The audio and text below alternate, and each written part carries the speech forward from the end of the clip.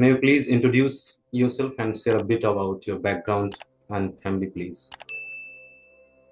So my name is Abhishek Singh and I am currently pursuing B.Tech from Technocrats Institute of Technology, Madhya Pradesh, Bhopal.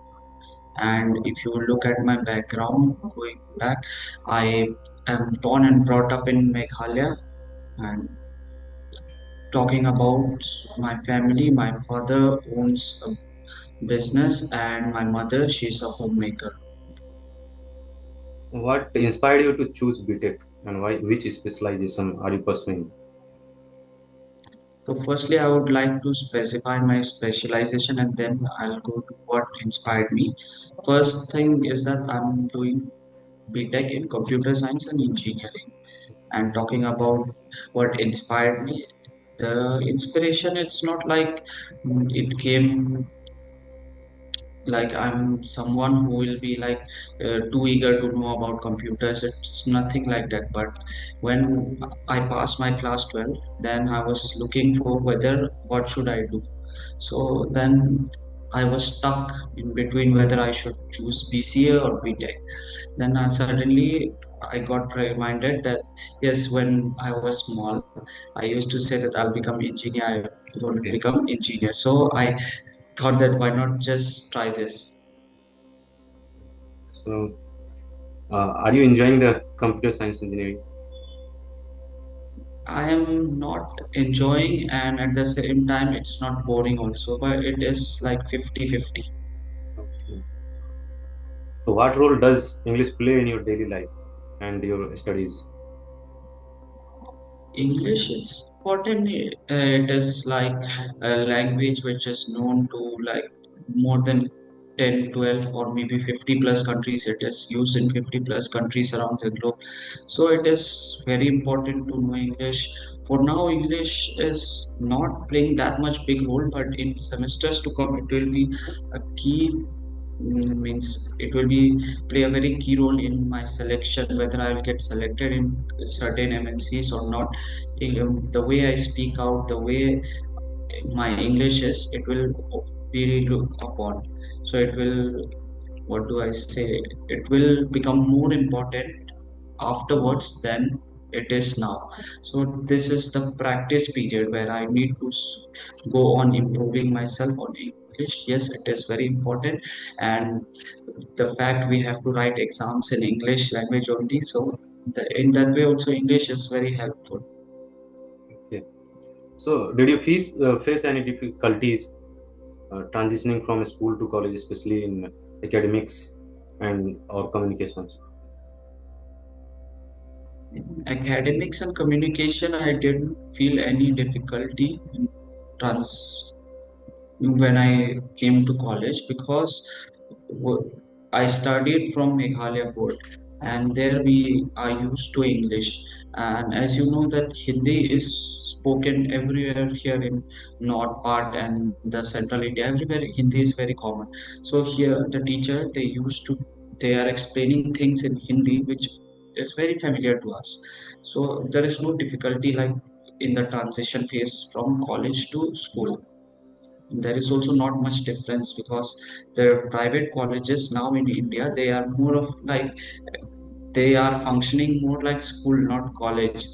We were like when we used to watch movies, we were shown something that this is your college life, this is how college looks. But when we came here, we got a reality check. What it is just like school. Nothing has changed. Basically, only the hours we used to spend in school has been increased, and it is the same thing. So not much difficulty. Yes, self time is not available now, but what to do? It is what it is. Okay. So, what strategies helped you gain confidence speaking English and with friends or teachers? Eh, while when I just joined school, so right from nursery, we are used to speak in English. So nursery 1, 2, 3, every time I used to speak in English because it was compulsory in my school. whenever somebody sees, there used to be volunteers to monitor whether if somebody is talking in their mother tongue or not. So as soon as somebody catches us that yes, this is the one who is not speaking in English, so we would get detained, which means we would have to wait for extra times in school after the school get over.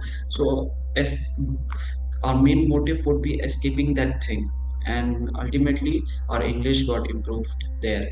After that, during lockdown, everything stopped, and we stayed in home.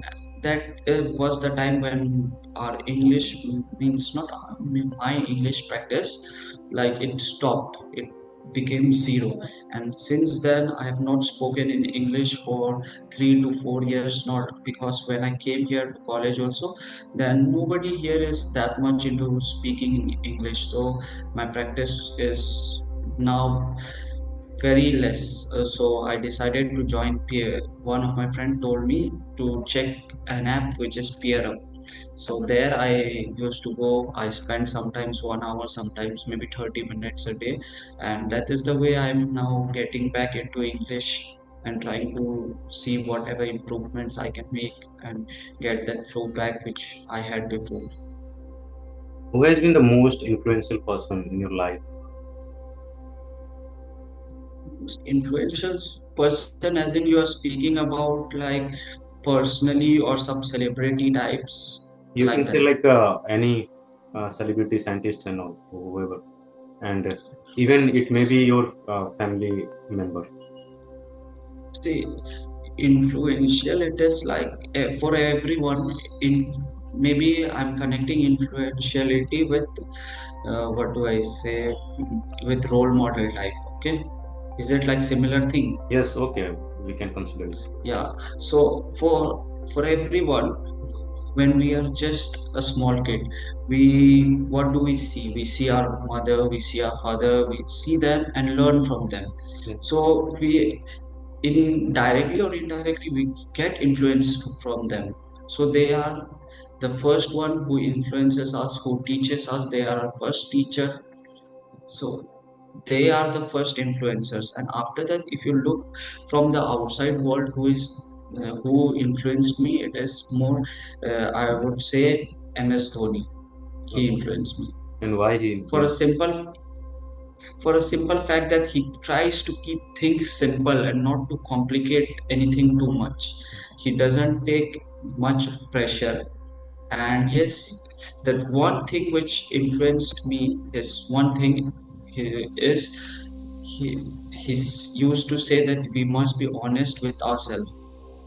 So that is the biggest thing which individual lacks. If you are honest to yourself, then that you can identify whatever is like going right with you or wrong. You can be like at your best. If you are honest with yourself, you can always be at your best. That is something very important. And the way he take care of things around him, anything, that influences me a lot. Can you share a memorable or funny incident from your college life? I would not say it is memorable, but one funny, if I would like to share, is that after entering college, I have one weird fact that I have not spoken to girls. Okay, so it's only one time that I have spoken, and that too, it was like it turned out to be a funny incident. Not that much funny, but it was like a funny time because I had a 4G phone that time, and in college the internet gets very slow. So I just turned on my Wi-Fi and it was showing. Okay, then I thought that why not let me ask the password from her. So what happened? Already 4 months were gone. The first year, 4 months were already over. So I thought that a group of girls were sitting in the first three benches. Okay, I thought if I said, they would be like thinking it's already been 3 to 4 months since college, you all even don't know your classmate names, then it would be like something not good from my side. Yeah. So I decided that confidently, I thought that, is it this one or this one? I was confused between who is the real person. Okay, I just chose, yeah, this is the one. gut feeling. I went with my gut feeling and confidently I went there. I gave her my phone, enter your Wi-Fi password. I just said like that, okay. And after that, she said, I first password. So she said, I'm like, sorry, sorry, who is she? So she pointed to a girl and I gave her the phone. Yes, take, enter your Wi-Fi password. And she entered. I used that. And that is the first and only time I spoke or talked with a girl in my college. Okay. Since then, no, And after I that? have never. No, after that, no. Till now, also, I have not spoken even a single word, also. Okay. So that is not like memorable, but yes, funny it can be. Yes, we can consider it as it is. So, how do you see your B.Tech degree helping you in your future career? Any specific goals are there? See, B.Tech degree in my future career, it will be very helpful because, first of all, it is an undergraduate program that opens up so many, that make me eligible for so many jobs. There are so many jobs which require an undergraduate degree for applying. So that is one thing which B.Tech will give me. Another thing, if I carry on in this field, you know, we get a lot of money here if we Yes. grow very at a very good pace in this field in computer science and engineering, and if we get familiar with artificial intelligence and we have that much knowledge to take like big data analytics and all, if we have quite a good knowledge of that, then we can earn a lot of money from here, even more than many of the government jobs. So this is how BTech will inspire, BTech will help me So, do you because think communication skills are important for engineers? yeah, very much because they are judged up. They are first thing when you will like be applying for your placements. The first round will be they will check your test knowledge, the coding round, and aptitude, everything like that. Some conducts GD. Why do they conduct GD, group discussions, to check whether how you do deal with situations or what is your communication skill when given a client from outside. Maybe you will get your company will get a client who is not from India, and you don't have the proper communication skills. Then how will you handle those clouds? Maybe if even if he's from India also, even if he's from your village also, but you don't have the communication skills with you, then how come it will be like you will be able to keep that client in a good relation with your organization or company? So communication skills is very important for engineers. Are there any industry trends or technologies in your field that excite you?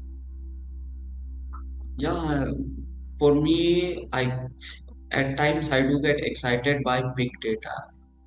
So actually, the term it is used is big data, and from smaller time we used to say mobile data, they turn on your data turn. So what is this big data? I once tried to deep dive into it by taking an NTPL course, but I forgot one thing that I didn't read the prerequisites. It was like the post graduation people will be more friendly with that. I like I did introduction to that, and it is like anything you will store. So it is a very big amount of thing. If you want to store so much data, we as an individual we used to store like photos, videos, PDF, and this thing. These are not considered that much big amount of data. But what if I talk about Netflix? It is having so much of data. Will it be able that if Netflix will give one laptop to each and every of its employee, will Netflix data be able to will Netflix be able to store its data inside that? So I don't think so that it will be enough for Not them. possible. So they need big computation machines. So what are those machines? How do they work? How do they generate it? And how do we retrieve it from such a big thing? Because retrieving from this small device is very easy, everybody knows, but how do we get back from that big machine? So this is the one thing which excites me, and I hope that I'll continue doing some research on this. What advice would you give to students who feel nervous about English or starting college? Those who feel nervous, Like, because it is not something which happened with me. I cannot just give anything that will make them 100% recover from them, but I can just assure them that yes, if they keep on speaking, if they keep on repeating the mistakes and learn from the mistakes, not just repeating the mistakes, uh, they maybe I'll give you an example of one. I'll not disclose the name, but I'll give you an example of one Yes, yes, please. student from my college. Okay, Yeah. so in first year, he was like not able to speak out English. Even like one sentence he will not be able to speak out, but gradually he started speaking. He made mistakes, he tried to learn from his mistake, and now if you see that he's still making mistakes, but the amount of that is very less. So Okay. if you like don't have a fear of like getting ashamed or anything, and if you try to learn from the people who knows better than you get into a good peer, so that will help in improving English. And it is not like that you came here to do B.Tech and even you don't know ABCD and all. We already have knowledge about English because we have chosen this, and we have already learned so many things about English in our small classes, through subjects, maybe not spoken, but the subjective knowledge is always there with us. It is taught to us in every class. So it is not something 100% new to us. It is something that which will improve via practice. So that is one thing. And if I say another thing is that they need to be like ready to accept that yes, I am weak and I will have to do it. If they just said that I'm weak, nothing will happen. So it will be of no benefit for them. They need to have a will with them. Having will help them. So that is the thing I can give. Willpower should be higher. Yeah, willpower should. Yeah. So, where do you see yourself in 5 years? In So, 5 years' time, I see myself in somewhere in an organization at a very higher post, whatever it is, but not at lower positions. I will be like leading some person, and okay, in leading. 5 year Okay. times, yeah, what I means, what I think that in 5 year time, I just want even 10%, not if in big number, I want 10% whom I am able to improve them. Like whatever I know, I'm able to share knowledge with them. If I am able to make the future of 10 people also a little bit better than what they are having now, that will be considered a very big thing from my side. So Okay. that is where I see myself 10 years from 5 years from now. And now, what steps are you taking to reach that goal? So I am basically trying to learn whatever I am not knowing. I'm trying to learn. I'm trying to like deep dive into the scratch that if I am here. So basically, what all the teachers they used to do is they start teaching, and they teach from the level they think. As I'm knowing this, the one who is sitting there. They also will know that. There are sometimes lack of communication is there. Communication gap is there between teacher and students. I just want to make it less that if I teach something to you, it is my 100% guarantee that you will get that, and if you are not getting that, it will be my mistake and no one else. It will not be the mistakes of anyone who is like learning. The one who is teaching the thing, it will be mistake of that person. So I'm try whatever I'm learning, I'm trying to learn as if I get a chance anytime to teach anyone, I'll be able to 100% teach them in very good manner. The way of teaching also as well. Yeah, yeah. So I'm trying to like learn something in a way that I will in future I'll be able to convey the knowledge and from the scratch.